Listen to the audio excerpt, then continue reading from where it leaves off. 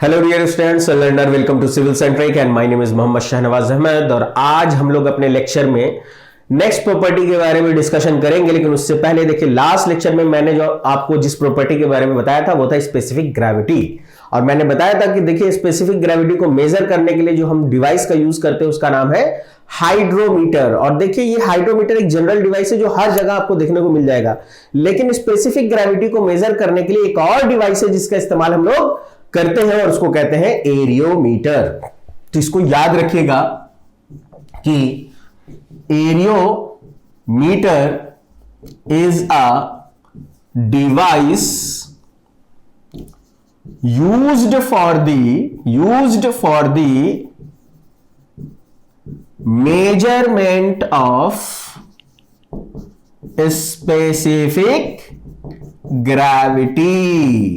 ठीक है, that is कि एरियोमीटर एक ऐसा डिवाइस है जिसका इस्तेमाल हम लोग किस लिए करते हैं, स्पेसिफिक ग्रेविटी को मेजर करने के लिए करते हैं। ठीक है, तो अगर ऑप्शन में हाइड्रोमीटर है तब तो बहुत अच्छा है, और जनरली हर जगह आपको हाइड्रोमीटर ही लिखा हुआ मिलता है। लेकिन याद रखिएगा, एरियोमीटर भी एक ऐसा डिवाइस है जिसका इस्तेमाल हम लोग किस लिए करते हैं, जिसका इस्तेमाल हम लोग स्पेसिफिक ग्रेविटी को मेजर करने के लिए करते हैं। क्लियर है? चलिए अब हम लोग इसके बाद फर्दर नेक्स्ट प्रॉपर्टी की तरफ चलते हैं। और हमारी पांचवी प्रॉपर्टी है जिसका नाम है कंप्रेसिबिलिटी, या फिर इसको हम लोग क्या कह सकते हैं, कोएफिशिएंट ऑफ कंप्रेसिबिलिटी। क्लियर है? चलिए देखिए, तो नेक्स्ट प्रॉपर्टी है मेरी जिसको हम लोग कंप्रेसिबिलिटी या फिर इसी को हम लोग कोएफिशिएंट ऑफ कंप्रेसिबिलिटी भी कहते हैं, and which is denoted by beta. और इसको हम लोग किससे डिनोट करेंगे, बीटा से डिनोट करेंगे। क्लियर है? चलिए, तो सबसे पहली बात ये होगी कि आखिर इस प्रॉपर्टी को क्यों पढ़ाया जा रहा है, इस प्रॉपर्टी से आपको क्या पता चलेगा। देखो, सबसे पहली चीज याद रखो, ये प्रॉपर्टी ये बताता है कि आपका फ्लूइड कंप्रेसिबल है या नहीं है, that is whether the fluid is compressible और नॉट। ठीक है, और अगर फ्लूइड कंप्रेसिबल होगा तो उस फ्लूइड के पास बीटा की वैल्यू होगी कुछ, दैट इज कि उसमें बीटा कुछ ना कुछ मिलेगा। और अगर फ्लूइड आपका कंप्रेसिबल नहीं है तो उसके पास बीटा की वैल्यू कितनी होनी है, वो होनी है 0। क्लियर है? तो देखो, अगर मेरा फ्लूइड कंप्रेसिबल है तब तो बीटा की वैल्यू पॉजिटिव मिलेगी, और अगर कंप्रेसिबल नहीं है तो उसकी बीटा की वैल्यू क्या मिलेगी, 0। दैट इज कि फ्लूइड कैसा होगा, इनकंप्रेसिबल। दैट इज कि आप क्या कर सकते हो, आप इस प्रॉपर्टी के जरिए ये पता कर सकते हो कि whether the fluid is compressible और इनकंप्रेसिबल। क्लियर है? तो इसलिए आपको ये प्रॉपर्टी पढ़ाई जा रही है। तो इस प्रॉपर्टी में सबसे पहले हम लोग अगर निकालना चाहते हैं कंप्रेसिबिलिटी, तो इसके लिए देखो एक सिंपल सा फंडा बताते हैं कि कंप्रेसिबिलिटी के लिए अगर मान लीजिए आपको कंप्रेसिबिलिटी फाइंड आउट करनी, तो मैंने क्या कहा कि आप एक कंटेनर ले लो। सपोज दैट मैंने क्या किया, एक कंटेनर ले लिया। ठीक है, और इस कंटेनर में हम आपको क्या करके दिखाते हैं, suppose that this is my container. मैंने एक कंटेनर लिया और देखिए, आपको कंप्रेस करके देखना है तो एक चीज याद रखिएगा कि आपका जो कंटेनर होना चाहिए वो क्लोज्ड होना चाहिए। अगर ओपन कंटेनर होगा, कंप्रेस करेंगे, इधर से कंप्रेस करेंगे, उधर से फ्लूइड बाहर निकल जाएगा। ठीक है, तो आपको नहीं पता चलेगा कि वो फ्लूइड कंप्रेस हो रहा है कि नहीं हो रहा है। ठीक है, तो इसलिए जब भी आपको कंटेनर लेना है, कैसा कंटेनर लेना चाहिए, आपको एक क्लोज्ड कंटेनर लेना है। तो इसलिए हमने क्या किया है, इसलिए हमने एक क्लोज्ड कंटेनर लिया है, और इस क्लोज्ड कंटेनर में हमने क्या किया, कोई फ्लूइड सपोज दैट फिल कर दी। हमने एक कंटेनर लिया, क्लोज्ड कंटेनर, और इस क्लोज्ड कंटेनर में हमने क्या किया, कोई फ्लूइड को फिल कर दिया। क्लियर है?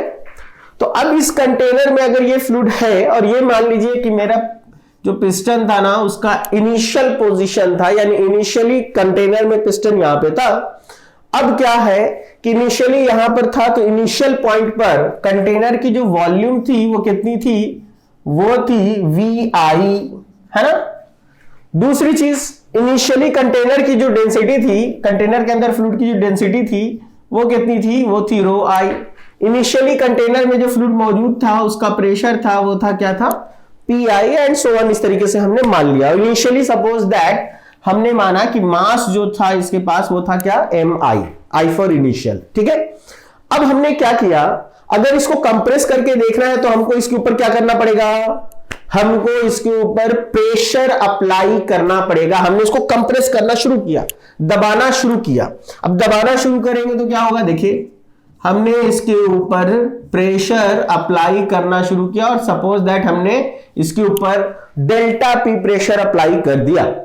जैसे ही प्रेशर अप्लाई किया, ये पिस्टन यहां से कहां मूव करके चला आया, तो ये पिस्टन यहां से मूव करके यहां चला आया।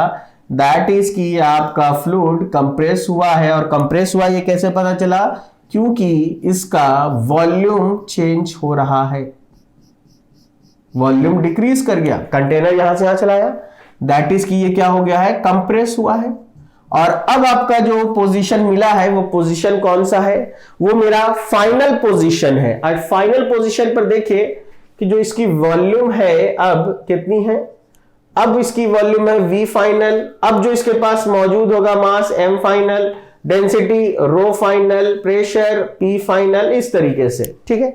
तो देखिए आपको दिख गया ये सारी चीजें। तो यहीं पर देख करके आप सबसे पहली चीज पता कीजिए, आपको साफ साफ दिख रहा होगा कि सर V फाइनल जो है वो कम है किससे, इनिशियल वॉल्यूम से। पहला पॉइंट, तो अगर कंप्रेस होगा तो पहला कंडीशन जो मिलना चाहिए वो ये मिलना चाहिए कि final volume should be less than that of initial volume. इसलिए जब हम चेंज इन वॉल्यूम निकालेंगे तो change in volume is always V final minus V initial, और हमेशा इसकी वैल्यू किस में आएगी, निगेटिव होगी हमेशा, ठीक है, क्योंकि फाइनल छोटा है, इनिशियल ज्यादा है।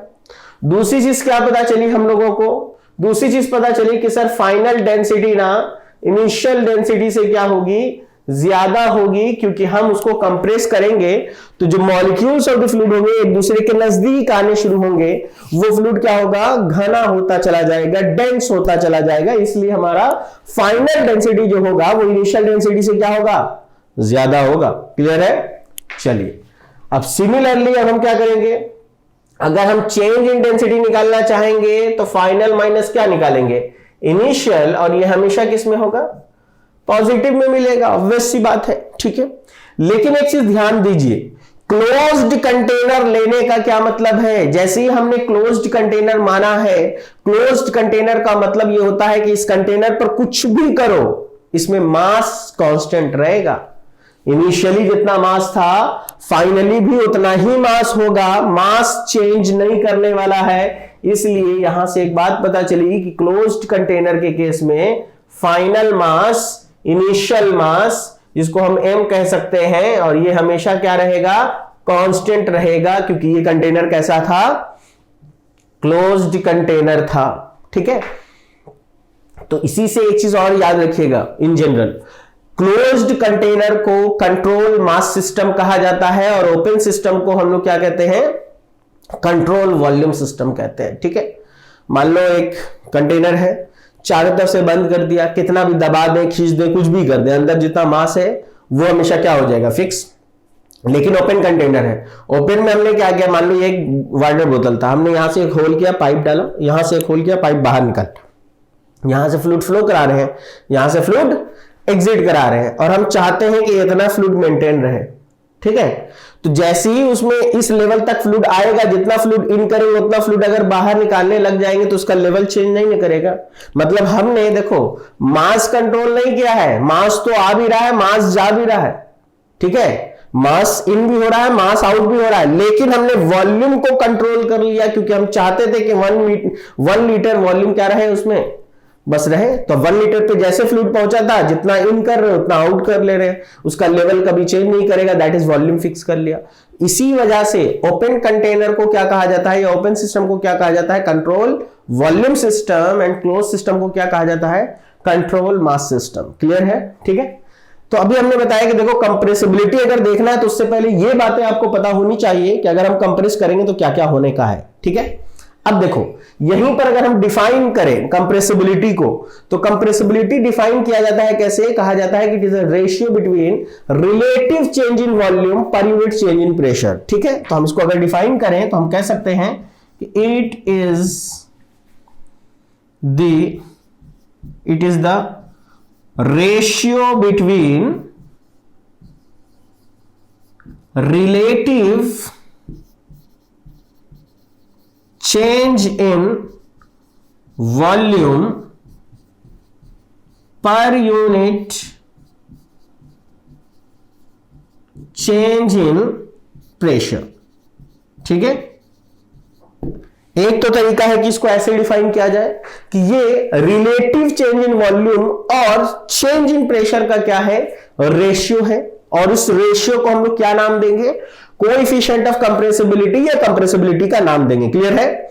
या फिर तुम चाहो तो इसको ऐसे भी लिख सकते हो, ये बताओ रिलेटिव चेंज इन वॉल्यूम का क्या मतलब है, change in volume by original volume. Relative change in volume का क्या मतलब है, change in volume by original volume. और इसी को हम लोग क्या कह सकते हैं, इसी को हम लोग वॉल्यूमेट्रिक स्ट्रेन भी कह सकते हैं। दैट इज हम कह सकते हैं कि the ratio between volumetric strain to the change in pressure is called coefficient of compressibility.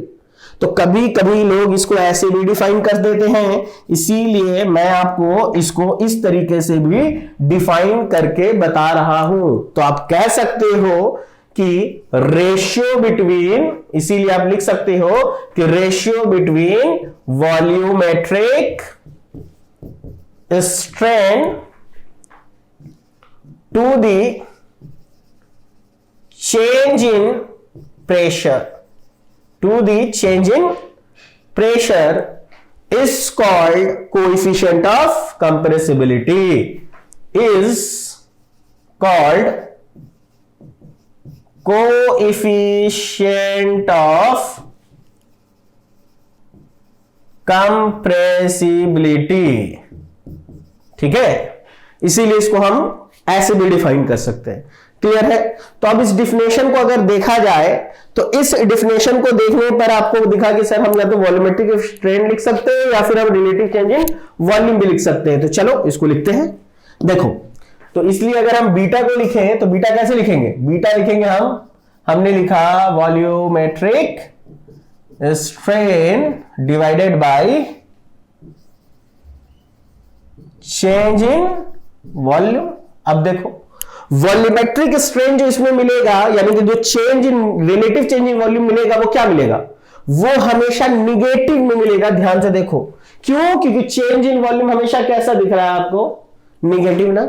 तो ये चेंज इन वॉल्यूम निगेटिव में मिल रहा है, और अगर हम उसको डायरेक्ट ले लेते हैं तो मेरा बीटा का वैल्यू भी किसमें मिलेगा, निगेटिव में। और मैंने आपको क्या बताया, या तो फ्लूइड कंप्रेसिबल होगा या नहीं होगा, होगा तो पॉजिटिव बीटा मिलेगा और नहीं होगा तो बीटा 0 मिलेगा। निगेटिव बीटा का क्या मतलब है, निगेटिव बीटा का मतलब है क्या, इसे दबाया और ऐसे एक्सपैंड कर दिया, ये पॉसिबल है? लॉजिकली ये चीज क्या है, गलत है। इसीलिए जब भी हम लोग बीटा का फार्मूला लिखेंगे तो हम इस तरीके से लिखेंगे, minus DV by V divided by DP. समझ में आया? ये माइनस साइन क्यों लिया गया है, माइनस साइन इसलिए दिया गया है ताकि आपका जो चेंज इन वॉल्यूम जो निगेटिव में आ रहा था वो क्या हो जाए, पॉजिटिव में आ जाए। और ऐसे भी समझो वॉल्यूमेट्रिक स्ट्रेन यहां पे जो मिलेगा वो कैसा मिलेगा, निगेटिव मिलेगा, इसलिए निगेटिव लेना है। ठीक है, दैट इज की बीटा इज इक्वल टू, आप क्या लिखोगे, आप लिखोगे minus DV by V into DP. और अगर न्यूमेरिकली इसको लिखा जाए तो minus V final minus V initial divided by V initial P final minus P initial.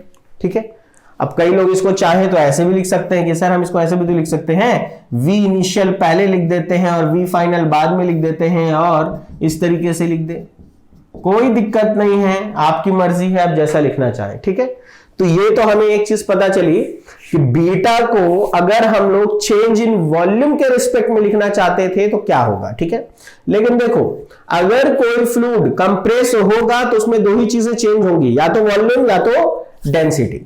ठीक है, तो हम लोग अगर बात करें तो कहीं ना कहीं ये भी है कि अगर मेरा फ्लूइड कंप्रेस नहीं हो रहा है तो इसका मतलब ये है कि उसकी डेंसिटी या उसकी वॉल्यूम, उसका जो वॉल्यूम है ये हमेशा क्या रहना चाहिए, कांस्टेंट रहना चाहिए। क्लियर है? तो क्यों ना हम बीटा की वैल्यू निकालना चाहते हैं इस बार, लेकिन इन टर्म्स ऑफ किसके निकालना चाहते हैं, चेंज इन डेंसिटी। ठीक है, क्योंकि न्यूमेरिकल में चेंज इन वॉल्यूम के टर्म्स में भी पूछा जा सकता है, चेंज इन डेंसिटी के टर्म्स में भी पूछा जा सकता है। क्लियर है? चलिए देखिए, तो इसलिए अगर हम लिखना चाहें तो हम देखिए, सबसे पहली चीज हम लोगों ने क्या सीखी थी कि जब भी कंप्रेस करना है तो आपके पास कंटेनर कैसा होना चाहिए, क्लोज्ड। ठीक है, तो आप लिख सकते हो कि for closed container, for closed container, हम लोग कौन सा कंटेनर लेना चाहते हैं, क्लोज्ड कंटेनर। ठीक है, तो अगर मेरे पास क्लोज कंटेनर है तो हमारे पास क्या चीज थी जो कांस्टेंट थी, हम लोगों को पता था कि सर मास हमेशा कांस्टेंट रहेगा क्लोज्ड कंटेनर के केस में। अगर मास कांस्टेंट है तो मास को हम लोग क्या लिख सकते हैं, देखिए mass by volume is density, therefore mass is equal to volume into density. ठीक है, तो हम इसको लिख देंगे कि सर इसको हम volume into density is equal to constant भी तो लिख सकते हैं, बिल्कुल लिख सकते हैं। ऐसा करते हैं हम लोग, इसको डिफरेंशिएट कर देते हैं। ठीक है, तो हम लोग यहां पे लिख देते हैं कि differentiate both side, differentiate both sides. अब देखिए अगर दोनों तरफ हमें डिफरेंशिएट करना है तो क्या होगा, अगर मैंने इसको दोनों तरफ डिफरेंशिएट कर दिया तो हम इसको ऐसे लिख सकते हैं v इंटू डी रो प्लस रो इंटू डीवी बराबर 0 लिख सकते हैं ना। ठीक है, अब अगर हम ऐसे लिख सकते हैं तो क्या हम इसको ऐसे भी तो लिख सकते हैं कि sir v D rho is equal to minus rho DV लिख सकते हैं। अब ऐसा कीजिए कि आप डी रो बाई रो को एक साथ लिख दीजिए और माइनस डीवी बाई वी को एक साथ लिख दीजिए और देखिए क्या हम इस पूरे टर्म को डी रो बाई रो से रिप्लेस कर सकते हैं। दैट इज यहां पर इस पूरे टर्म को हम डी रो बाई रो से रिप्लेस कर दें तो आपको नया फार्मूला मिल गया।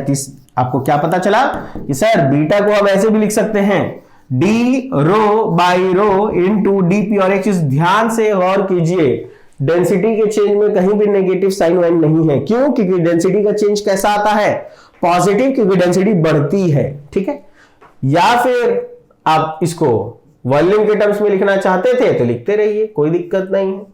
तो पता ये चला हम लोगों को कि हम लोग बीटा का वैल्यू या तो चेंज इन डेंसिटी के टर्म्स में लिख सकते हैं या फिर बीटा का वैल्यू चेंज इन वॉल्यूम के टर्म्स में भी लिख सकते हैं। अगर इस तरीके से लिखेंगे तो बीटा का फार्मूला हो जाएगा आपको rho final minus rho initial divided by rho initial P final minus P initial.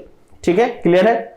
तो आपने बीटा की वैल्यू दैट इज की कोएफिशिएंट ऑफ कंप्रेसिबिलिटी या कंप्रेसिबिलिटी की वैल्यू को निकालना सीख लिया। ठीक है, अब इसी को देखते हुए हम लोग कुछ नोट पॉइंट्स पर बात करेंगे और वो नोट पॉइंट्स ये होंगे कि मान लीजिए हमारे पास वर्किंग फ्लूइड लिक्विड है या गैस है, उनके लिए बीटा की वैल्यू हम लोग कैसे लेते हैं। ठीक है, तो चलिए कुछ नोट पॉइंट्स पे अगर हम लोग बात करें